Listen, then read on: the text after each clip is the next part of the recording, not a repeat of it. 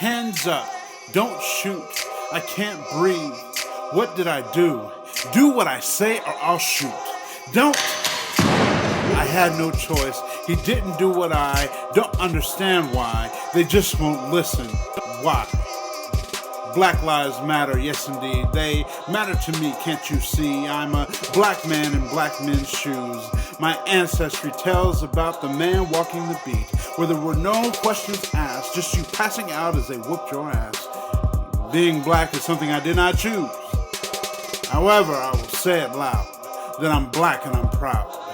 But don't misconstrue my battle cry with a skewed view of your misconceived perceptions. My people aren't savages, though at times they may act savagely. But in many cases, they have seen the effect of their families treated savagely, and how it has left an effect because of this travesty.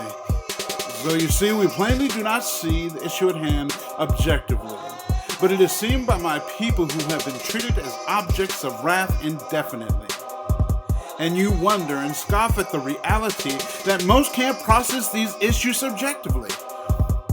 And yet some of my most intimate friendships don't, won't, or can't see how this has deeply affected and effected and infected me absolutely.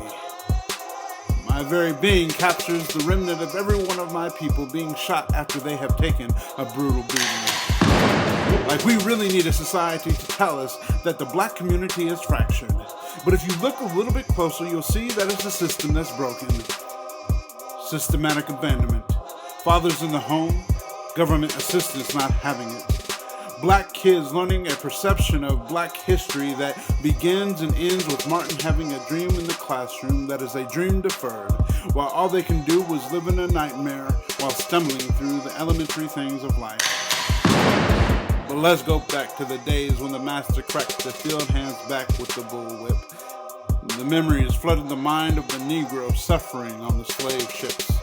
The degradation that heavily defined the slave mentality. Adam and Eve's fall. The effect of this historical sin runs deep emphatically. We mustn't ignore the effects and the personal affects of this tragedy. And I can't stand when I hear some Christians just say to folks in pain that this is just a sin issue.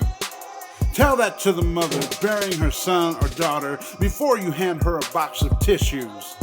And do you really think that John's response to Mary as her son was nailed to the cross was, "Oh Mary, you know this is just a sin issue"?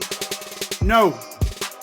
We live in a real world with real hurts and real fears and real first world problems, the symptoms of a deeper issue. It is no longer the third world's facing a detrimental moral shattering. We ourselves are shattering as I speak. But where do we miss it? What are we refusing to see that's right in front of our face? Now, if you claim to be colorblind, all you're really saying is, I choose not to see what's in front of me.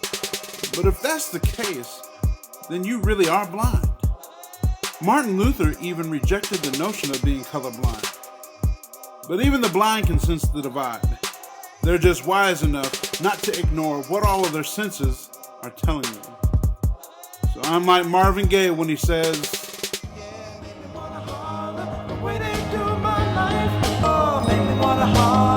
Throw up both my hands, yeah.